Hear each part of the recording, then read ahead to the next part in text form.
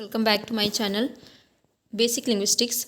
Today we are discussing about cognitive theories of learning. So first of all cognitive theory को दिया था gene पियाजे के द्वारा 1896 to 1980. Next हम इसमें देख लेंगे इसके कॉन्सेप्ट के बारे में बात करेंगे. Cognitive learning theory.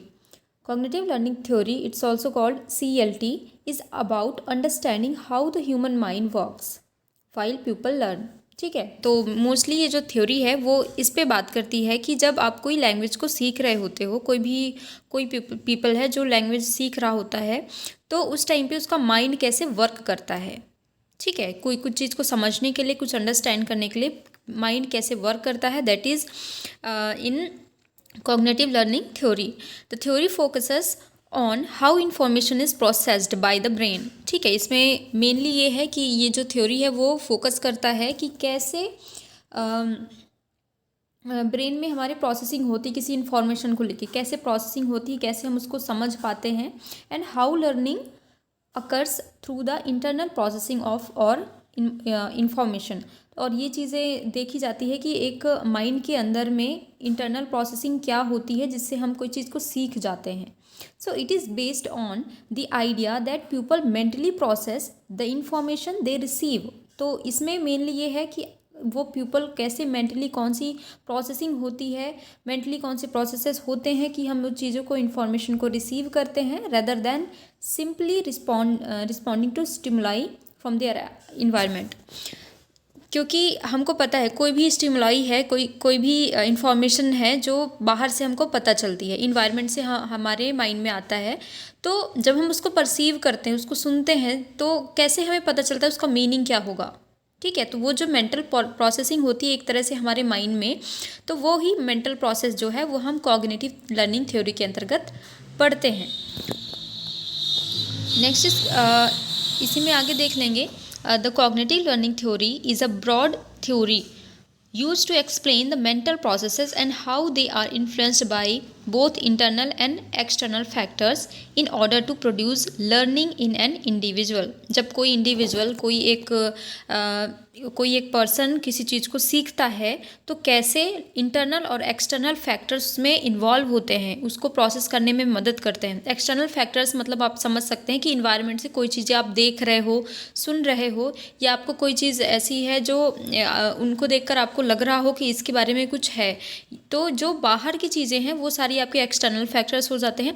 अब वो सारी चीज़ें तो ठीक है, आपने देख लिया, उसको सुन लिया, किसी चीज़ को परसीव किया, बट उसके बाद क्या, उसको बाद हमें समझना होता है. तो वो समझना जो इंटरनल जो प्रोसेसिंग चलती है दैट इज़ इंटरनल फैक्टर्स. ठीक है, जो इंटरनल फैक्टर्स हमारे माइंड के अंदर चीज़ें होती हैं वो सारे कैसे इन्फ्लुएंस करती हैं. कोई चीज़ को समझना है तो एक्सटर्नल फैक्टर्स कैसे इन्फ्लुएंस करेंगे, इंटरनल फैक्टर्स कैसे इन्फ्लुएंस करेंगे, ये सारी चीज़ें हम कॉग्निटिव लर्निंग थ्योरी के अंतर्गत पढ़ते हैं.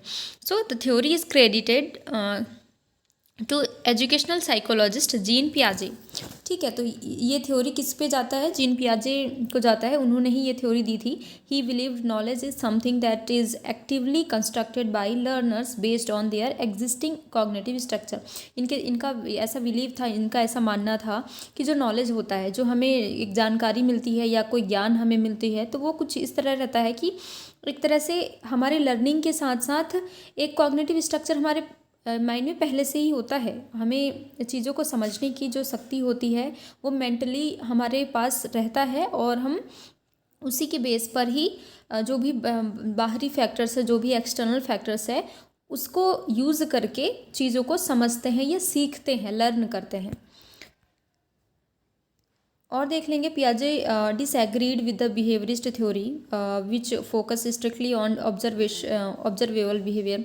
हाँ, तो आपने अगर पिछली वीडियो मेरी देखी होगी जिसमें मैंने बिहेवियरिस्ट थ्योरी के बारे में अच्छे से बताया, जिसमें हम बिहेवियरिज्म के थ्रू ही सारी चीज़ें सीखते हैं.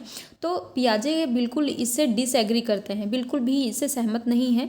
उनका ये मानना है कि more attention to what went on inside the learners head instead of how they reacted. उनके लिए ये ज़्यादा इम्पॉर्टेंट है. देखो, बिहेवियरिज्म में क्या इम्पॉर्टेंट था कि आप आपके साथ कोई चीज़ें कंडीशनली होती है और उसके बेस पर ही आप रिस्पॉन्स करते हो, जो स्टिमुलाई आपको मिलेगा उसके बेस पे आप रिस्पॉन्स करते हो, उसमें ज़्यादा रिस्पॉन्स को महत्व दिया जाता है। लेकिन पियाजे का कहना है कि हम रिस्पॉन्स को ज़्यादा महत्व ना दे के पहले हम ये चीज़ को समझें कि आखिर ऐसी मेंटली कौन सी चीज़ें होती हैं, कौन से प्रोसेसेस होते हैं लर्निंग की, उसके बाद हम कोई रिस्पॉन्स देते हैं, राइट। तो वो जो एक प्रोसेस है, कॉग्निटिव थ्योरी इसी के बारे में बात करता है, ठीक है।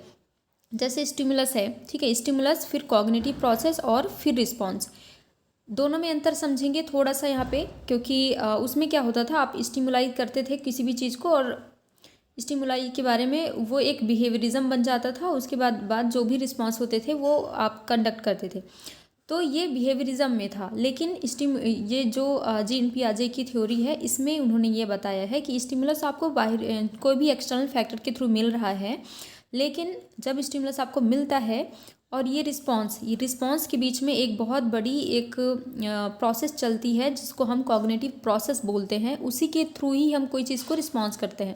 क्योंकि अगर इंडिविजुअली आप देखो तो सेम, अगर आप किसी को स्टिमुलाई दे रहे हो, दो इंडिविजुअल अलग अलग लोग हैं, एक के लिए शायद वो कुछ और होगी, दूसरे के लिए वही चीज़ कुछ और हो सकती है, ठीक है। तो उसके प्रोसेसिंग पे भी डिपेंड करता है कि जो भी स्टिमुलाई हमको मिल रही है उस पर हम किस तरह हमारा मेंटली वर्क करते हैं और किस तरह हम उस चीज़ को प्रोसेस कर पाते हैं, समझ पाते हैं, आफ्टर दैट हम उस पर रिस्पॉन्स करते हैं। तो इनका ज़्यादातर फोकस या अटेंशन जो है वो कॉग्निटिव प्रोसेस पे है। The cognitive learning process is centred on the mental process, ठीक है। ये ज़्यादातर आप सेंटर्ड इसमें किस में है, मेंटल प्रोसेस में, ना कि रिस्पॉन्स पे, ठीक है।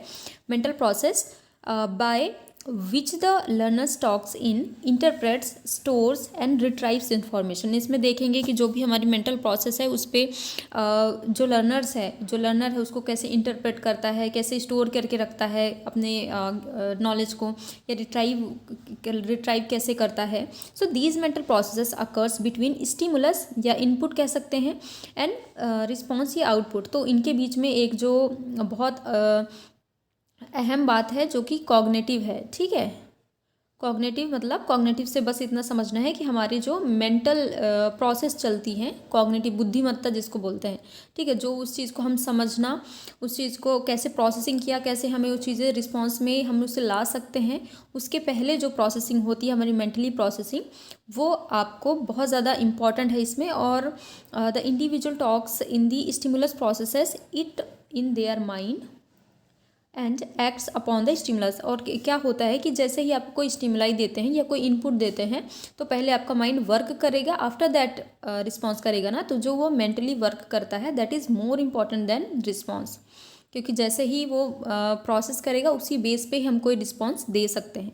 So those mental processes have several elements including, कुछ इस मेंटल प्रोसेस में क्या क्या चीज़ें आ सकती हैं उसमें आप देख सकते हैं, जैसे अटेंशन, ठीक है। कोई भी चीज़ आपको, कोई भी इनपुट मिल रही है, कोई भी आपको स्टिमुलस मिल रहा है, उसको आप वो अटेंशन, आप क्या सोच रहे हैं उसके बारे में, क्या अटेंशन आपको आई उसके लिए। ऑब्जर्व कैसे कर रहे हैं, परसीव कैसे किए, इंटरप्रेटिंग होना, ऑर्गेनाइज करना, मेमोरी और स्टोरिंग, उसको अपने मेमोरी में स्टोर करना, रिट्राइव करना, कैटेगराइज करना, फॉर्मिंग जनरलाइजेशन। तो सबसे पहले जब स्टिमुलाई मिलती है तो ये सारी चीज़ें प्रोसेसेस हमारे माइंड में होती हैं, उसको ध्यान देना पड़ता है, फिर उसको ऑब्जर्व करना पड़ता है। कुछ चीज़ हम जब सुनते हैं तो ऑब्जर्व करना, फिर परसीव करना, हमें उससे क्या समझ में आए वो चीज़ें। तो ये सारी कैलकुलेशंस क्या है वो मेंटली होती है, ठीक है। तो यही प्रोसेस है जिसमें जीन पियाजे ने इसके प्रोसेस के बारे में अच्छे से समझाया हुआ है। So it is believe that individuals act on beliefs, ठीक है। क्योंकि जो इंडिविजुअल्स होते हैं ना, क्योंकि हम कभी भी ये नहीं कह सकते जो स्टिमुलस हमको मिला और उसके बाद प्रोसेस हुआ और रिस्पॉन्स सेम हो जाएगा, ऐसा नहीं होता है। कभी भी कोई अलग अलग इंडिविजुअल्स हैं तो उसको जो भी स्टिमुलस मिलेगा, इनपुट मिलेगा, वो अपने हिसाब से जो भी उसके जो कॉग्निटिव माइंड में जो प्रोसेस चलेगी उसके बेस पर ही वो रिस्पॉन्स करता है। सबका रिस्पॉन्स सेम तो नहीं हो सकता। सो ये क्या होता है, वो इनका बिलीव है कि जो भी इंडिविजुअल्स हैं वो कैसे एक्ट करते हैं अपने बिलीफ के अकॉर्डिंग, अपने थॉट्स के अकॉर्डिंग, अपने नॉलेज के अकॉर्डिंग, एटीट्यूड्स के अकॉर्डिंग, कुछ फीलिंग्स के according, as well as understanding, और कैसे उनको समझ में आ रहा है, इस अकॉर्डिंग ही वो रिस्पॉन्स करते हैं। सो इसमें इन्वायरमेंट का भी इन्वायरमेंट जो है वो एक स्टिमुलाई की तरह उसको ले सकते हैं इन्वायरमेंट को, क्योंकि जो भी चीज़ें हमें स्टिमुलस से इनपुट मिलेगी वो हमारे इन्वायरमेंट से ही मिलेगी। और इसमें ये भी देख लेंगे कि कॉग्निटिव थ्योरी लर्निंग में क्या होता है कि based on mental process by which learner take in, interpret, store and retrieve information. तो आप यहाँ पे ये भी समझ सकते हैं, पहले स्टिमुलाई आएगा, कोई भी इनपुट हो सकता है, किसी तरह का भी आप इनपुट इसमें ले सकते हैं। फिर उसके बाद डायरेक्ट रिस्पॉन्स ना करके बीच में जो एक फेज़ आता है जिसको हम कॉग्निटिव प्रोसेस कहते हैं, जिसमें पूरी मेंटल जो भी प्रोसेसिंग है वो सारी चलती हैं। और इसी पे बेस ही था ये थ्योरी, और जीन पियाजे ने इसको बहुत अच्छे से एक्सप्लेन करने की कोशिश करी है। तो समराइज़ इसको कैसे कर सकते हैं हम, कुछ इस तरह से समराइज़ कर सकते हैं। Cognitive theories try to explain cognitive activities that contribute to children's intellectual development. ठीक है, हमें ये समझना है जो कॉग्निटिव थ्योरी है वो ये समझाने का प्रयत्न करता है कि जब बच्चा सीख रहा होता है, जब मतलब उसकी जो इंटेलेक्चुअल डेवलपमेंट हो रही होती है, तो कॉग्निटिव एक्टिविटीज़ उसमें कैसे हेल्प कर रहा होता है। Cognitive activities refers to any mental process by which knowledge is acquired, restored and retrieve to solve problem. और ये चीज़ इसमें बहुत ज़्यादा इंपॉर्टेंट है कि कैसे आप किसी नॉलेज को, किसी इनपुट को आप उसको एक्वायर कर रहे हो, स्टोर कर रहे हो और रिट्रीव कर रहे हो किसी भी प्रॉब्लम को सॉल्व करने के लिए। Jean Piaget's claim that a child should be able to comprehend a concept. ठीक है, उनको क्या, जो भी बच्चा उसको सीखना चाहता है उसको सबसे पहले कॉन्सेप्ट को कॉम्प्रिहेंड करना पड़ता है। he or she can acquire a particular language in which the concept is expressed. After that वो कोई भी concept को express करेगा। Cognitive theory of learning treats second language acquisition as a conscious and reasoned thinking process involving the deliberate use of language strategy, in contrast to behaviorist approach that treats language learning as an unconscious automatic process. एक ये भी बहुत बड़ी बात है, क्योंकि जब हम बिहेवियरिज्म की बात करते हैं तो एक तरह से वो अनकॉन्शियस ऑटोमेटिक प्रोसेस हो जाता है, क्योंकि उसमें हम कोई भी स्टिमुलस देते हैं तो उस टाइम पे उसे नहीं पता होता है कुछ भी, वो एकदम अनकॉन्शियस माइंड में रहता है और उसी के बेस पे जो भी उसको उस टाइम पे समझ में आएगा वो उस टाइम पे रिस्पॉन्स करता है। तो एक अनकॉन्शियसली वो वहाँ पे एक्ट करते हैं या रिस्पॉन्स करते हैं। बट कॉग्निटिव थ्योरी में आपको एक कॉन्शियस माइंड रखना पड़ता है। कॉन्शियस माइंड का मतलब ये है कि जो भी आपको इनपुट मिल रही है, जो भी आपको एक्सटर्नल फैक्टर्स आपको उस टाइम पे दिए जा रहे हैं, या स्टिमुलाई या आप इनपुट ले सकते हैं दिए जा रहे हैं, वो जब आप सुनते हो तो वो एक कॉन्शियस माइंड पे रहता है। और क्योंकि लर्निंग प्रोसेस है, लर्निंग प्रोसेस सेकंड होती है। एक्वायर मतलब जो आपके जन्म के साथ ही जो चीज़ें एक्वायर्ड रहती हैं, और लर्निंग प्रोसेस तो मतलब जिसमें हम सीखते हैं। सीखते कब हैं? जब हमें पता रहता है कि हमें सीखना है, मतलब ये सेकंड लैंग्वेज एक्विजिशन कह सकते हैं इसी को। और जब आप कोई चीज़ सीखते हैं तो आपको उस टाइम पे कॉन्शियस माइंड में रहना पड़ता है। तो कॉग्निटिव जो थ्योरी है वो कॉन्शियसली सीखी जाती है। कॉग्निटिव थ्योरी में कॉन्शियसनेस का ज़्यादा रोल है और बिहेवियरिज्म में अनकॉन्शियस का है। तो आई होप ये चीज़ें आपको क्लियर हो गई होंगी। आप लोग को प्लीज़ मेरी वीडियो पसंद आ रही तो लाइक, सब्सक्राइब एंड कमेंट करें। Thank you so much.